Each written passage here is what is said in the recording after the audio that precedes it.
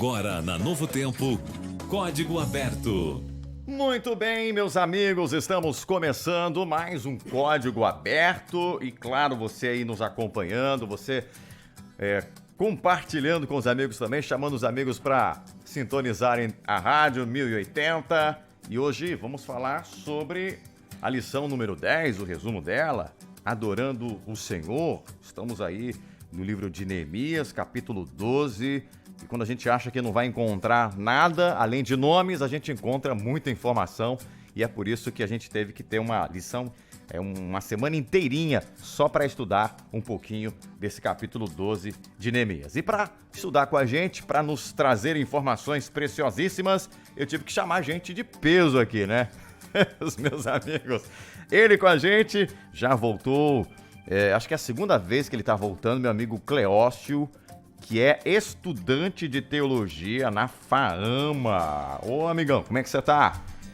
Paz, está bem, nós estamos bem. Graças a Deus cheguei a tempo, que a gente saiu de cedo ali de casa para chegar aqui, mas nós agradecemos por estar aqui e vamos aprender aqui com o pastor e com vocês e contribuir um pouco. Tá em que ano lá, na FAAMA? Olha, nós estamos indo para o 2º ano. Muita luta, né? Isso. Muita luta, mas agora é só refresco, né? Só para descansar um pouquinho, fez os férias trabalhos. Entre aspas. A gente entre aspas, né? Vai ter que comportar agora, né? E o meu amigo aqui, pastor Dimes, que é líder de jovens, diretor de jovens aqui na Associação Norte do Pará, na região norte do estado do Pará. Bem-vindo, meu amigo. Obrigado, Diógenes. É um prazer estar aqui com vocês, é um prazer estar aqui com você, ouvinte, e compartilhar um pouquinho da palavra de Deus, o que nós estudamos nessa semana. É verdade. Bom, eu quero chamar você para participar. Eu fiz aqui uma enquete e você pode responder até o final aí do nosso programa o seguinte: a adoração na sua igreja, como ela é? Você avalia a adoração na sua igreja como alegre? Opção A, alegre, muito alegre. Opção B, séria ou muito séria. Ou opção C, equilibrada, ou seja, ela envolve alegria, envolve também seriedade. Aí a maioria aqui, pastor, tá dizendo que é alegre, viu? A maioria, eu acho que é de jovens lá, viu? Muito alegre. Responda pra gente, você vai enviar a sua mensagem pelo nosso WhatsApp 91, que é o DDD 80 10 17 76. Não esqueça de colocar o seu nome, o seu sobrenome e também a sua cidade aí. Quero saber onde é que você está acompanhando a rádio. Vamos orar, pastor, para a gente começar? Maravilha, vamos orar. Pastor Dimes, ora para a gente, por favor. Oremos então, nosso grandioso Deus, obrigado pela vida, obrigado, Senhor, pela Tua palavra que nos ensina a como caminhar nesse mundo aqui. Pedimos nesse momento de recapitulação do estudo que tivemos essa semana, a iluminação do Teu Santo Espírito, nos ajudando a entender mais ainda e, acima de tudo, a colocar em prática o que aprendemos na Tua palavra. Em nome de Jesus, amém. Amém. Então vamos lá, vamos pegar. Nosso Amém. tempo corre, como sempre, então a gente tem que ser bem sucinto aqui. Pastor, a gente encontra aqui, a partir do verso 27, deixa eu abrir aqui em Neemias, 27, a gente começa a encontrar ali a dedicação dos muros. E foi um momento muito especial, né? O povo havia construído em 52 dias aquele muro, em meio a ameaças, né? E foi muito difícil, Neemias foi um grande líder. E agora eles chegam ao final aí e querem fazer uma grande dedicação. E essa dedicação é bem interessante, bem diferente do que a gente imagina, né? Nós vamos estudar esse episódio ao longo da semana e ver como o povo adorava a Deus naquela época e como trazer essa aplicação para a nossa adoração hoje, né? E é interessante que a adoração, as festividades, elas faziam parte ali da vida do povo de Israel. Em 515 a.C., o povo fez uma dedicação do novo templo. O primeiro templo havia sido destruído pela invasão dos babilônicos, agora eles estavam dedicando. 60 anos depois, é o que nós estamos estudando aqui, Exato. E o capítulo 12 vai narrar esse processo aí de dedicação. Eles estavam então agora dedicando o templo ao Senhor. E o que era a dedicação? Era uma grande celebração de adoração a Deus, é um reconhecimento das coisas que Deus faz por nós. Isso faz parte do conceito de adoração. E esse conceito, por exemplo, permeia todo o povo de Israel, no passado e até hoje. Eles dedicavam o muro, o templo, as casas, as pessoas, os edifícios públicos, e tudo estava sempre permeado dessa atmosfera de adoração, de alegria, de festividade, de canto, louvores e também de sacrifícios. Veja que interessante, né, Cleócio? Eles faziam festa para tudo, né? Celebração o tempo todo. Porque na realidade a Bíblia ela começa com adoração, e parece que lá quando nós lemos lá Apocalipse, ela termina com adoração, porque a adoração tem que fazer parte daquele que reconhece Deus como seu Criador. E na introdução, quando vem essa palavra adoração na minha mente, eu me lembro daquela pergunta: qual é a base da verdadeira adoração? Lá em Apocalipse capítulo 4, versículo 11, diz que a base da verdadeira adoração é reconhecer a Deus como seu Criador, mas também como seu Senhor. Então, nós agradecemos a Deus e fazemos isso através da oração, como foi bem explicado aqui pelo pastor James. Agora, a gente está vendo aqui na parte do domingo que o louvor fazia parte, né? O louvor estava presente nessa celebração. Acho que a música está presente em todo tipo de celebração, né? A música ela faz parte da atmosfera no céu.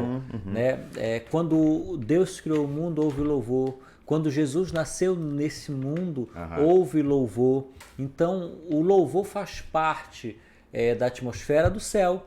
O louvor fez parte e faz parte até hoje do caminhar, da jornada do povo de Deus. E a gente tem vários eventos na Bíblia que mostram isso daí, como o povo ele transborda em louvor, e esse transbordar é sempre um reconhecimento, é uma gratidão que nos impulsiona a adorar a Deus. Agora, eu estava dando uma olhada aqui no livro das Crônicas, o primeiro livro das Crônicas, até na parte de domingo, fala... É um número bem expressivo ali de cantores, né? Pessoas escolhidas a dedo, 288 pessoas. Veja, eles davam muita importância para o louvor. Eu fico pensando como que era esse louvor que eles estavam oferecendo. Muito diferente, né, do louvor que nós temos hoje aí, né? Os instrumentos diferentes, mas também a maneira como eles cantavam, né? Então tinha que ser algo bem alegre, mas também ao mesmo tempo tinha que ser solene. A gente vai ver na parte um pouquinho mais da frente da lição, existiu o equilíbrio entre a alegria e a reverência. E essa, eu creio que é algo que a gente precisa tomar esse princípio para nós hoje. O louvor não pode ser triste. O louvor ele tem que ser alegre. Precisa ser alegre. Porém, precisa manter a reverência. Exato. Ok? Então, o grande segredo é conseguir equilibrar alegria e reverência no louvor a Deus. Exatamente. Então, vamos passar aqui. E a questão da purificação? Por que havia necessidade da purificação, tanto de levitas, sacerdotes, como até o senhor já falou aí no início, né? Por que havia essa necessidade? O que estava apontando com isso aí? Ao mesmo tempo. Quem vai responder aí? Cleócio? O senhor sabe que nós, o ser humano, ele foi manchado pelo pecado. E interessante que a purificação fazia parte de um ritual também na adoração. E aqui eu coloquei uma citação aqui, que desde que fomos manchados, o alvo de Cristo tem sido o quê? Nos purificar na luta para nos salvar. Então o que acontece? A adoração também, ela também é um resultado do trabalho de Jesus Cristo e de Deus na nossa vida. A questão como foi bem mencionado aqui, a questão do reconhecimento. Então a purificação, e a gente vê que o santuário, as coisas que haviam ali, tinha que haver uma purificação. E quando a gente fala purificação, não é somente aquele ritual cerimonial, mas sim aqueles detalhezinhos que eles colocavam, como ter o ambiente limpo, o ambiente.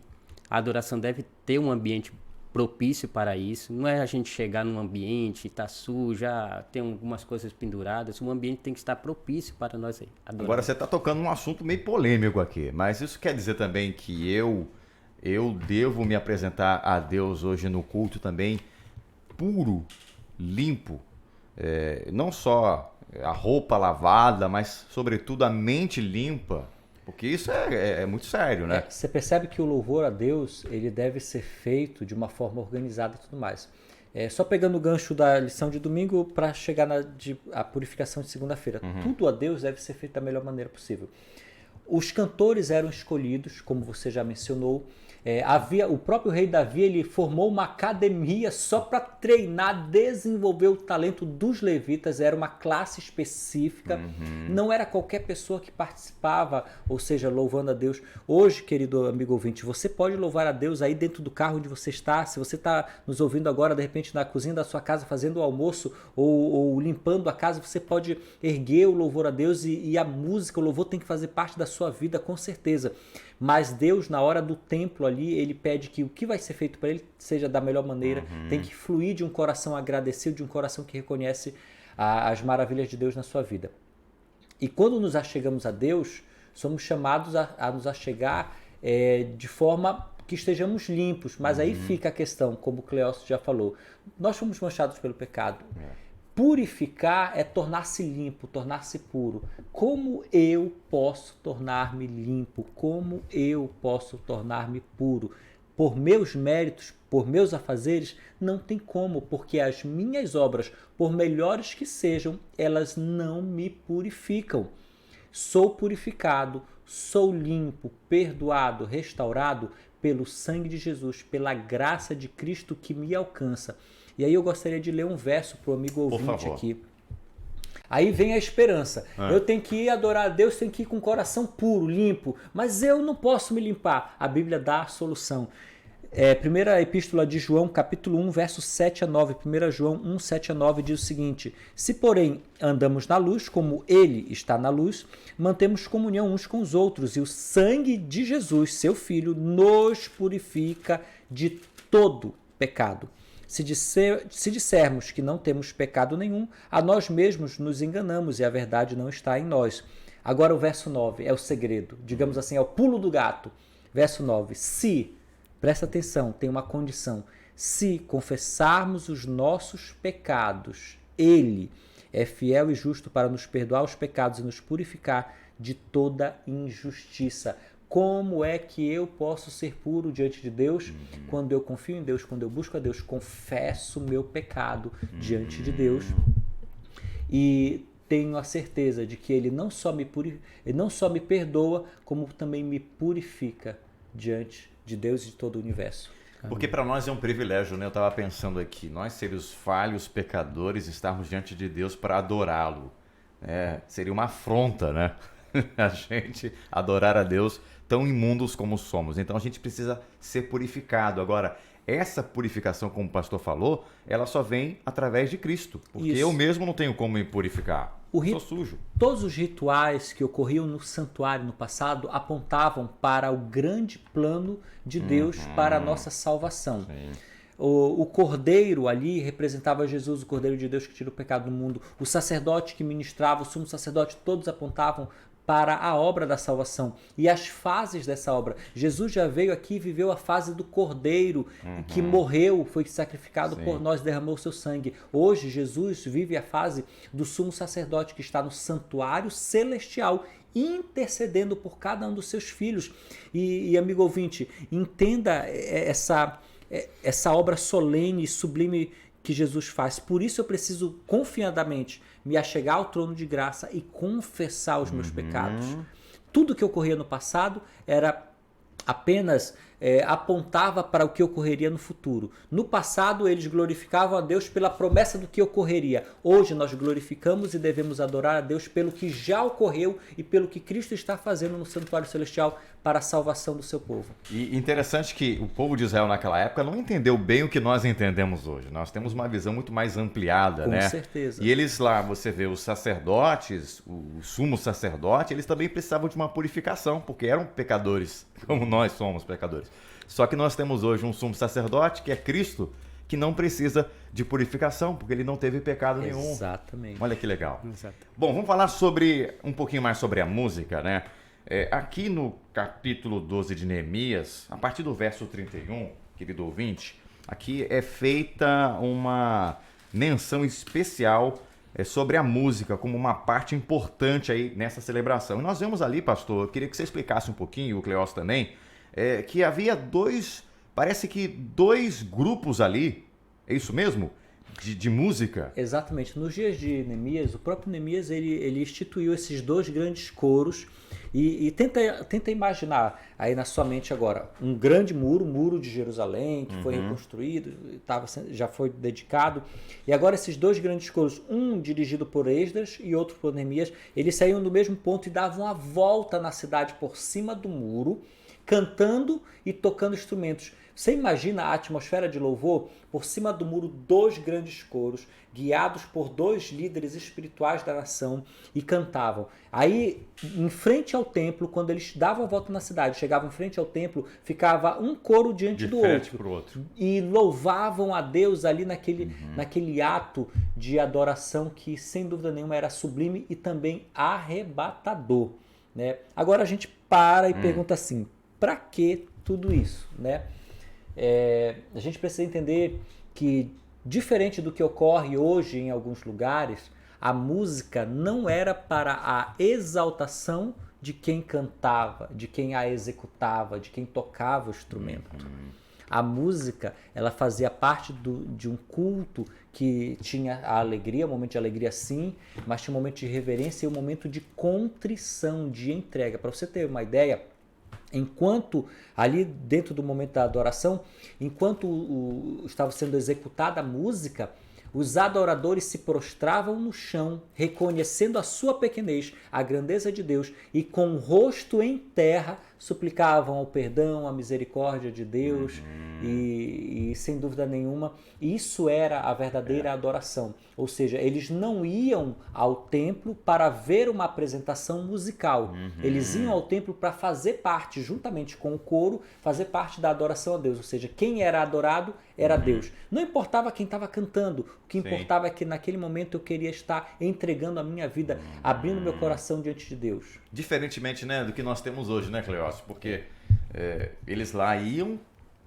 prostravam-se diante de Deus e ao mesmo tempo, pastor e Cleócio, havia os sacrifícios ali. Imagina só, né? Você tendo que degolar os animais para poder ter o perdão e ao mesmo tempo tinha que ter o louvor ali para ser até uma maneira para tirar um pouquinho do peso daquilo ali tudo. Acredita-se que tudo isso era para a pessoa reconhecer o quanto ela era pecaminosa. E esses rituais, acredita-se também que levava as pessoas a ter reverência quando se aproximava do templo, ou do sacerdote, ou dos rituais. Sim. Aí, quando eles saíam desse ritual, ele dava a sensação de que eles precisavam agradecer. Poxa, estive com Deus e não aconteceu nada comigo. Pelo contrário, foi benefício. Então, aí acontecia a questão dos louvores, da adoração, e rendiam a Deus o que ele merecia, que era reconhecimento. O ato central da adoração não era a música. O ato central da adoração era o sacrifício. E venhamos e convenhamos, não era uma coisa boa de se ver. Você não gosta de ver um animal sendo morto, um animal inocente sendo morto por causa de um pecador. Então, a música, aqui nosso próprio guia diz o seguinte: o ato de tocar uma música bonita elevava os pensamentos ao céu e tornava a experiência da adoração mais agradável.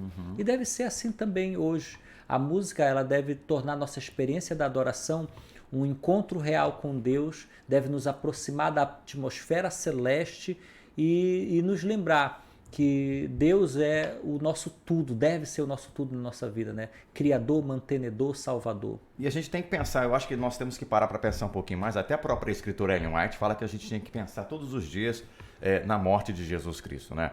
Embora a gente não tenha mais ali os sacrifícios, mas nós sabemos que Cristo morreu por nós e todos nós pecamos todos os dias. Então, esse ato de adoração e louvor deve ser uma gratidão pelo que Cristo fez por nós na cruz. Isso deve trazer reverência e, ao mesmo tempo, alegria. Alegria porque fomos salvos, né? E não iremos morrer se formos salvos em Cristo Jesus. E a alegria, a reverência, o respeito pelo que Ele fez por cada um de nós. E a música faz parte disso tudo. A gente vê, por exemplo, Apocalipse 15 apresentando o louvor. Apocalipse, ele é um livro que também traz boas novas, porque ele fala de um Deus que está buscando salvar o seu povo e virá resgatar e virá restaurar esse mundo de uma maneira perfeita. E ali Apocalipse 15, inclusive, registra um louvor. Nós não conhecemos a melodia, mas a letra já está registrada. A melodia que os salvos em Jesus cantarão, louvando e reconhecendo que digno é o Cordeiro. Amém. Eu quero cantar. Quer também, Cleócio? Só tem uma cantada na vida e casei. Não, mas lá no céu você vai cantar essa também. Vamos. Olha só, eu quero fechar aqui, o nosso tempinho já está se esgotando, mas eu queria fechar com quinta-feira, que mostra a importância, a alegria que o povo teve por ter a presença ali dos sacerdotes e dos levitas, né? E por que eles tiveram essa alegria tão importante? Acho que nós temos que entender a história, né, como um todo. Por que eles sentiram essa alegria por terem ali os levitas e os sacerdotes? Queria que vocês fechassem aí dessa maneira, falando sobre esse assunto. Eu coloquei uma frase aqui, diz assim: a Bíblia não propõe pedestais para o ministério, nem tampouco menosprezo, mas respeito aos que serviam a Deus. Aos que serviam a Deus. Então, assim, é uma gratidão, porque Deus foi escolhido esses homens há muito tempo, né? E como foi falado no início aqui, os levitas, eles não eram só sacerdotes que eram levitas, também eles faziam outras atividades. O louvor estava tudo envolvido com eles, né? Purificação do templo. Então havia um respeito por parte dessas pessoas. Era através deles, né, pastor, que tudo funcionava, né? A questão da adoração, dos sacrifícios, do louvor, dependia da atuação deles. Exatamente. E o povo, nesse momento aqui, compreendia a importância da obra que os levitas e sacerdotes tinham. Era uma obra que apontava para o ministério sacerdotal de Cristo. E para você, querido amigo ouvinte, ter uma ideia, todos os sacerdotes representavam a Cristo e mostravam o que Cristo estaria fazendo por nós hoje. Cristo veio a essa terra, viveu, morreu, ressuscitou. Isso foi uma parte do plano da salvação, do plano da redenção. Não é todo o plano da redenção, porque vem agora uma segunda parte, que é o ministério de Jesus no santuário celestial intercedendo por nós. Ou seja, se fosse só a morte de Cristo sem a intercessão, a morte de Cristo não teria o valor salvífico. A morte de Cristo tem o valor salvífico. O sangue de Cristo, nós podemos clamar o perdão pelo sangue de Cristo, porque há um intercessor no santuário celestial. Há um sacerdote ministrando em favor do seu povo. E esse sacerdote é Cristo Jesus, o nosso sumo sacerdote, o verdadeiro sumo sacerdote. Então aquilo trazia alegria para o povo, porque nós temos pessoas ministrando por nós. E quando Cristo veio aqui, aliás, antes da vinda de Cristo, já no Antigo Testamento foi estabelecido que para a manutenção da obra do templo e daqueles que ministravam no templo, haveria de ser separado um valor que Deus estava dando, e a pessoa, em reconhecimento e gratidão ao que Deus deu a ela, separaria 10%, que nós chamamos de dízimo, e entregaria. E a gente vê isso, olha, Abraão deu dízimo, Jacó deu dízimo, muito antes do próprio sistema do santuário já existia o dízimo. E aí no Novo Testamento a gente vê Jesus validando o dízimo e vê Paulo confirmando que, olha, assim como aqueles que servem ao templo, vivem do templo, aí ele está fazendo uma menção ao Antigo Testamento e agora fazendo uma aplicação. Agora, nessa nova aliança, aqueles que pregam o Evangelho vivam do Evangelho, ou seja, quando, trazendo a lição lá que nós estamos estudando do capítulo 12 de Neemias, a partir do verso 44, que é esse trecho aí, eles se alegraram e se organizaram para devolver os dízimos e as ofertas para a manutenção dos sacerdotes, dos levitas, daqueles que se dedicavam integralmente para o ministério. E hoje deve ser da mesma maneira. Aí alguém pode dizer assim, não, mas espera aí, quem me diz que hoje vai ser usado da forma correta? Tem que ser usado da forma correta. Mas, querido amigo ouvinte, eu e você somos chamados à fidelidade independente do que vai acontecer. O meu pacto, o meu trato é com Deus, não é com homens. Se homens desviarem o que Deus colocou com um determinado propósito para o dízimo, esses homens hão de responder perante Deus, porque de Deus não se zomba. Mas a minha parte de fé, de gratidão e fidelidade a Deus, eu devo cumprir e fazer o que Deus me pediu para cumprir. E isso é uma mostra é uma participação também de adoração, também é uma forma de adorar a Deus. Eu estava pensando enquanto o senhor falava aí, interessante, né? O tema é adoração, né? E o dízimo, tudo que a gente faz, louvor, tudo está envolvido a isso. E ao mesmo tempo Satanás está querendo a adoração de Deus, né? Então ele vai fazer de tudo para que a obra de Deus não avance. Então quando a gente é fiel a Deus na devolução dos dízimos, quando a gente faz a nossa parte, a gente contribui para que o evangelho seja pregado e Cristo seja adorado como deve ser adorado. Uma coisa interessante, que esse capítulo 12, a palavra que mais se repete é a palavra alegre. Legal, verdade. Então, 7 vezes, né? 7 vezes. Em um verso 5 vezes. É o verso 43. Exatamente. Falava lá, interessante, que o verso ele começa assim, e ofereceram grande sacrifício. Um sacrifício especial. O que é que dá a entender? Essas coisas aconteciam no passado.